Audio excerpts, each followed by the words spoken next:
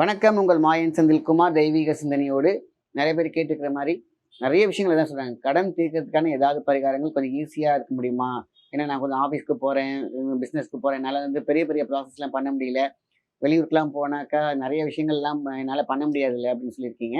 So அதுக்கான வீட்டிலேயே இருந்து செய்யக்கூடிய ஒரு பரிகாரம் தான் இன்றைக்கி பார்க்க போகிறோம். பரிகாரம் என்பது நமக்கு மிகப்பெரிய ஒரு சப்போர்ட். நம்ம தாங்கி பிடிக்கக்கூடிய ஒரு அழகான ஒரு கிளைம்பர் மாதிரி. சரிங்களா? ஸோ உழைப்பு அவசியம். உழைப்புக்கு தேர்ந்த ஒரு நம்மளுடைய மைண்டுக்கு சொல்லுவாங்க.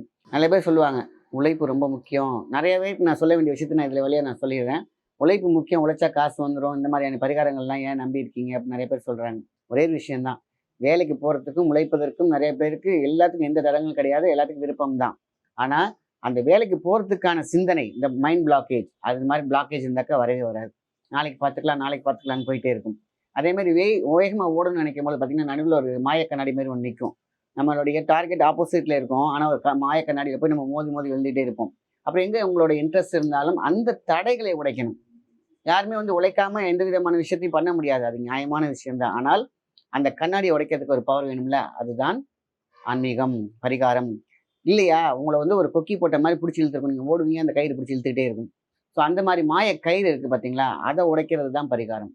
ஆக நம்மளுடைய வேகமாக ஓடணும்னு நினைக்கிறோம், ஒரு 100 ஸ்பீடில் ஓடுறோம். அதுக்கு வந்து ஒரு பூஸ்ட் தேவைப்படுது பார்த்தீங்களா, பூஸ்ட்டு, ஒரு பவுன்சர். நம்மளை பாதுகாக்கக்கூடிய ஒரு வளையம், சக்தி வளையம். இது தெய்வத்தினாலேயோ பரிகாரங்கள் தான் முக்கியமாக இது பயன்படுது. ஸோ அதனால் நல்லா தெரிஞ்சுக்கோங்க. பரிகாரம் என்பது நம்மளை சுற்றி இருக்கக்கூடிய நம்ம சோர்ந்து விழுவும் போதும் கிளச்சி விழுவும் போதும் ஒரு பூஸ்டராகவும் பயன்படுத்தி கொள்ள வேண்டும். இதை நான் வந்து வெறும் பரிகாரத்தை தான் பண்ணுவேன், வேறு எங்கேயுமே போக மாட்டேன், வேலையை தேட மாட்டேன் அப்படின்னு சொல்கிறாங்க பார்த்தீங்களா, அவங்களுக்கு தான் நீங்கள் சொல்கிறதெல்லாம் கருத்து புரியும். ஆக ஆதி காலத்துலேயும் இந்த காலம் வரைக்கும் ஆன்மீகம் என்பதும் பரிகாரம் என்பதும் இருந்துகிட்டு தான் இருக்குது. அது நிறைய பயன்பட்டுருக்காங்க. அதை பற்றி நம்ம வந்து வேண்டாம் வேண்டாம்னு சொல்கிறவங்க கூட ஒரே இடத்துல உட்காந்துருக்காங்க. ஸோ சிந்தனையோடு, நல்ல சிந்தனையோடு சில விஷயங்கள் உங்களுக்காக கொடுக்கும் பொழுது நிறைய பேர் இது வந்து பயன்படுறாங்க, பயனடைஞ்சிருக்காங்க. ஸோ அதனால தான் இந்த பதிவு.